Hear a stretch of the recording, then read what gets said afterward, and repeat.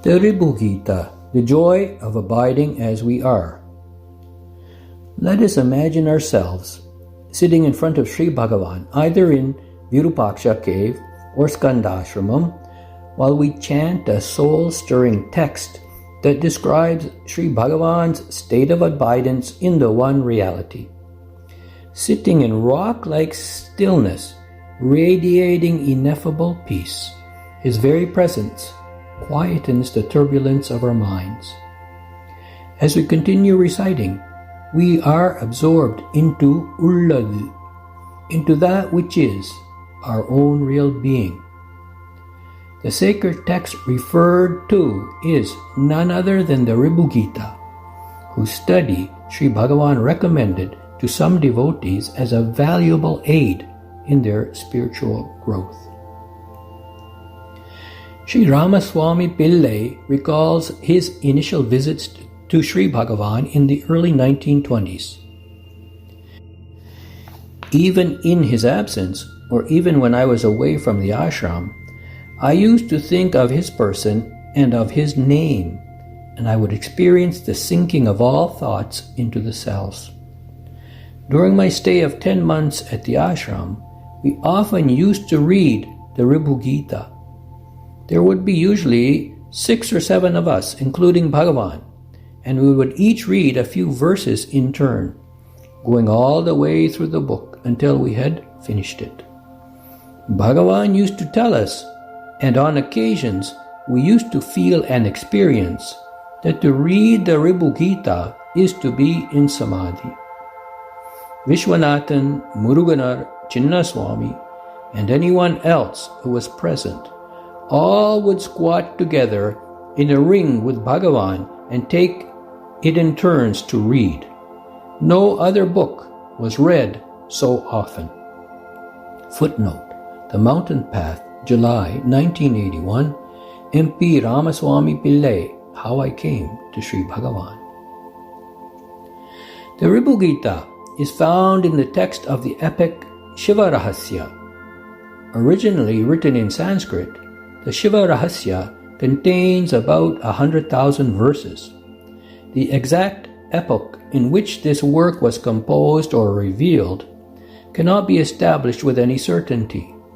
It is comprised of 12 amshas, or parts. In the 6th amsha of this epic is found the Ribhu Gita. Footnote: The entirety of the original Sanskrit Ribhu Gita has been translated into English by Sri Lingeshwara Rao, Anil Sharma, and Sri T. Venkateshwara Rao. The original text, along with transliteration and translation, has been published by Sri Ramanashramam. In addition, a beautiful audio recording of the entire work by Sri Lingeshwara Rao is available in MP3 format. It is a dialogue between the sage Ribhu and his disciple Nidagha that takes place on Mount Kedara in the Himalayas. The topic of discussion is the nature of the Supreme Brahman and how that one reality is our very own nature. Ribhu was taught this sacred knowledge by Shiva himself, and he compassionately imparts this Upadesha to Nidagha. Just as the gem of the Bhagavad Gita is found in the middle of the Mahabharata, Paramacharya Sri Chandrasekharendra Saraswati has declared that the Ribhu Gita occupies the same exalted place and status in the Shiva Rahasya. The Ribhu Gita was translated into Tamil, Ribhu Gita, in the 1880s by Sri Lokanatha Swamigal, also known as Bhikshu Shastri. It was first brought to Sri Bhagavan by Palarni Swami while they were residing in the Mango Tree Cave, and it was this Tamil version that was chanted in front of Sri Bhagavan. It differs somewhat from the original Sanskrit version with regards to the numbering of the chapters. 50 chapters are in the original, while only 44 are in the translation, as well as the form of each verse. while the Sanskrit version is presented in couplet form, that is, with 2 lines in each verse, as is the Bhagavad Gita, the Tamil version contains 8 lines in each verse, vrittum. Both versions, of course, are uncompromising in their message that nothing but Brahman exists and that we are that. And both use the power of repetition to drive that message home. The Ribhu Gita is comprised of 1,924 verses. Sri Bhagavan recalls, I knew nothing of life and had no idea that it was full of sorrow, and I had no desire to avoid rebirth or seek release, to obtain dispassion, vairagya, or salvation. I had read no books other than Periya Puranam, my Bible lessons, and bits of Tayumanavar or Tevaram. My notion of God, or Ishvara, as I call the infinite but personal deity, was similar to that found in the Puranas. I had not heard then of Brahman, samsara, etc. I had no idea then that there was an essence or impersonal real underlying everything, and that myself and Ishvara were both identical with it. At Tiruvannamalai, as I listened to Ribhu Gita and other works, I picked up these facts and discovered that these books were analyzing and naming what I had previously felt intuitively without analysis and name. In the language of the books, I should describe my mental or spiritual condition after the awakening as Shuddha Manas or Vijnana, that is, the intuition of the illumined. Sri Bhagavan further describes the love of the sage Ribhu for Nidagha and further explains the nature of the Ribhu Gita. Though Ribhu had several disciples, he had some special affection for Nidagha because of his thorough knowledge of the Shastras, his pure mind, and great devotion to the Guru. Ribhu taught him in great detail and clarity the essentials of Advaita philosophy. Even so, his Shishya's mind was steeped largely in the performance of karma, and so he could not keep steady on the path of jnana taught by the Guru. He was performing all the rituals as laid down in Karmakanda and went to live in his native place. Even though he was living far away, the Guru's concern for Nidagha was growing from day to day. So Ribhu was going to Nidagha's place now and then to see how far he was getting dissociated from the Karmakanda performance of karma. Once in a while, he used to go incognito also. On one occasion, Ribhu went in the guise of a villager and found Nidagha standing and watching the king coming out of the Raj Bhavan in a royal procession. Nidagha did not notice Ribhu coming from behind. The latter wanted to test Nidagha and so said, "Why is there a big crowd here?" Nidagha, without looking behind and not knowing who the questioner was, "The Raja is going in a procession." Ribhu, "Oh, the Raja is going in a procession. Who is the Raja?" Nidagha, "There, you see, the one on the elephant. That is the Raja." Ribhu, "What? What do you say? Did you say that the Raja is on the elephant?" "Yes, I see both of them, but who is the Raja and who is the elephant?" Nidagha, "What is all this nonsense? You say you can see both. Don't you know the one above is Raja and the one below is the elephant?" Ribhu, What? What did you say? Please tell me clearly." Nidagha, "What a nuisance. It is difficult to explain anything to a man like you. How often should I tell you the same thing? Now listen. The one above is the Raja and the one below is the elephant. Have you understood it? now at least? Ribhu: I'm sorry. Please don't get angry with a simpleton like myself. I pray, one more word.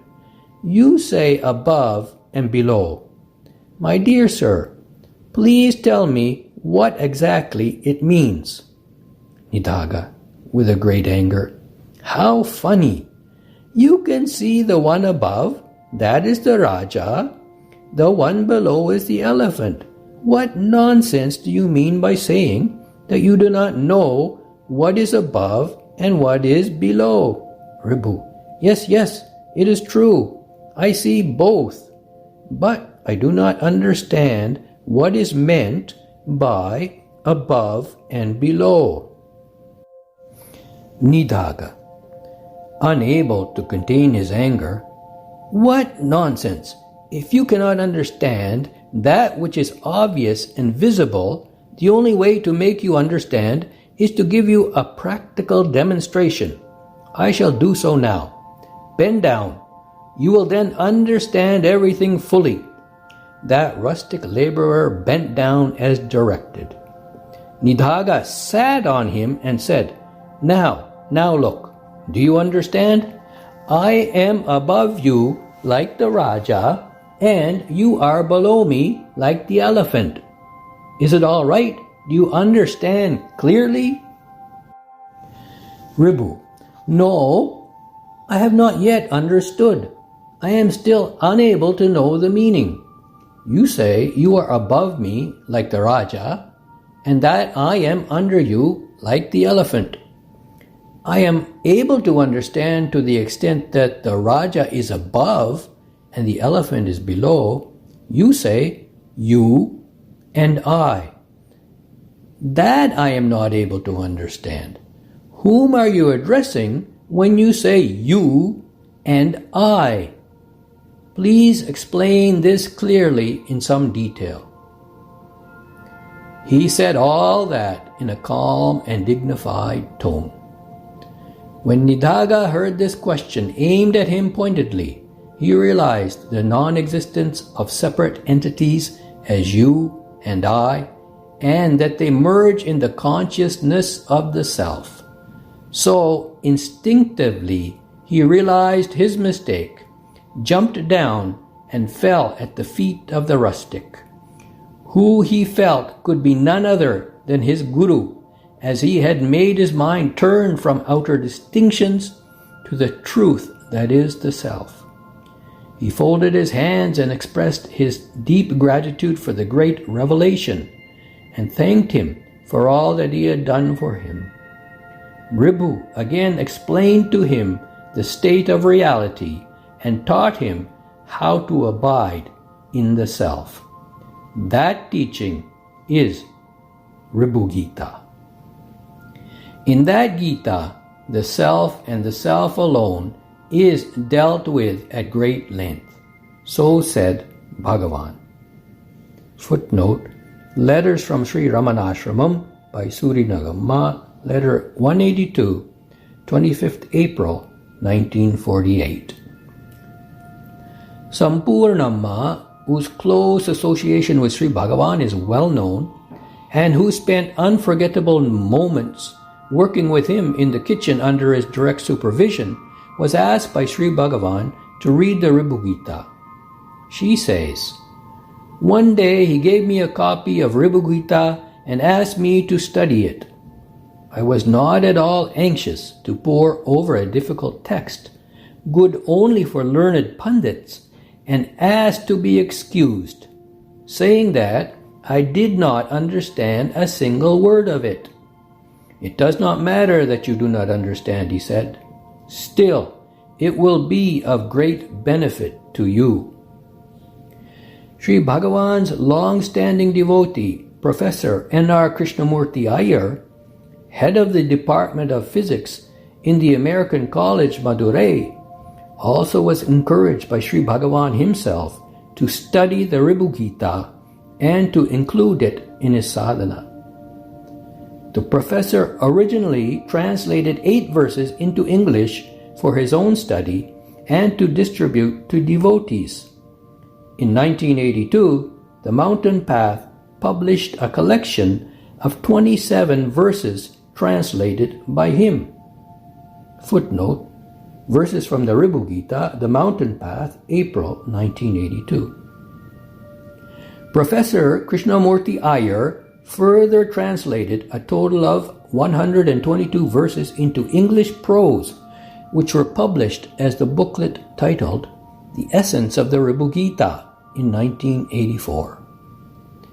Here are some verses from the essence of the Ribhu Gita. 5. The universe was neither born, nor maintained, nor dissolved. This is the plain truth. The basic screen of pure being, awareness, stillness, devoid of all the moving shadow pictures of name and form of the universe, is the sole eternal existence. 6. Some may argue that this universe of duality, multiple existences, is a factual second reality clearly seen by the senses, operated by the mind.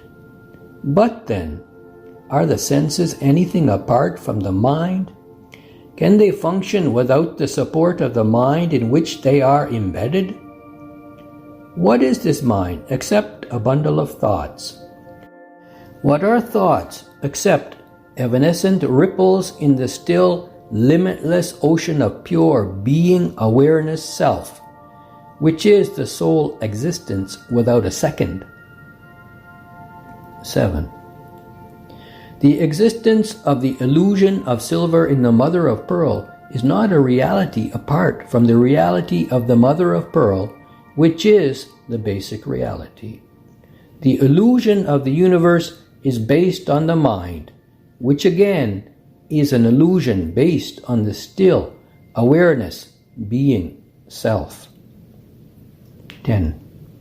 The state of firm abidance in that thought-free, alert awareness self constitutes integral perfection, yoga, wisdom, moksha, sahaja samadhi, the state of Shiva, and the state of Atman, self, which scriptures proclaim by the title of Brahman. 11. There never was a mind, nor any of its countless forms like the world, jivas, etc. There isn't the least doubt that all these are the form of the eternally undifferentiable Supreme Brahman Self. This is the truth. The one who hears this great secret diligently and understands completely abides as Brahman Self. 31. Abidance in sahaja samadhi is the hallmark of Jivan Mukti. With the progressive development of this state, the intensity of blissful peace is attained, leading on to the 4 successive stages of perfection in Mukti. Nothing short of this technique of self-enquiry will be of any avail in destroying the fearsome cycle of birth and death. 32.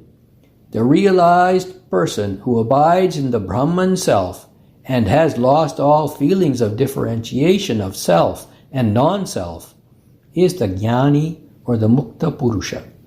Such a Jnani is rare to find by searching among millions of people. If one has the lucky opportunity of getting his darshan, personal view and contact, one attains purification from all sins, and what is more, such a person's ego gets well set on the road to its liquidation. 40. Abidance in the state of thought-free, alert awareness is the state of mukti beyond thought and expression. The emergence of thought is the bondage of untold suffering. Abidance in the self is the true non-dual samadhi, and that alone could lead one to the eternal bliss of mukti. 41. The great illusions, maya, associated with God, Ishvara, avidya, associated with individual souls, mind and jivas, souls, world and its creator, all names and forms, and all mental conceptions are nothing but the self. One should ever abide in this conviction. 42. All worlds and creatures are only thought forms. They are nothing but the mind, which is a bundle of thoughts, which again are nothing more than ripples on the still ocean of awareness self, and certainly nothing apart from that self. Therefore, one should abide in the firm conviction that all objects are only I am self Brahman. The following Tamil text and transliteration is representative of the 8-line stanzas found in the Ribhu Gita and is from chapter 26. The English translation is by Dr. Ramamurthy and Nomi. The English translation also follows the 8-line form. Yadanidayil dehamudal tiriyadagum Yadanidayil dirushiyame tigaradagum Yadanidayil chittamume marittupogum Yadanidayil jivanume kalandadagum Yadanidayil ninevevayum nalittupogum Yadanidayil nichayamum nasittagum Adu ahamendradidama nichayattal Ammayamayana varadan sukittarupai.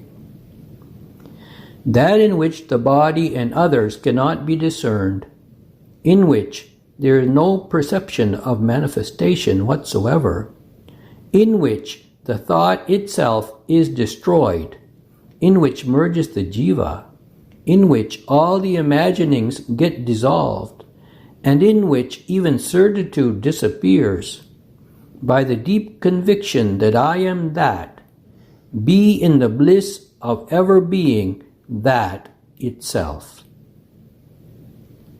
We see that the Ribhu Gita is uncompromising in its non-dualistic approach, continually emphasizing the oneness of all in stating that all is the one undifferentiated self, and that our essential nature is indeed that.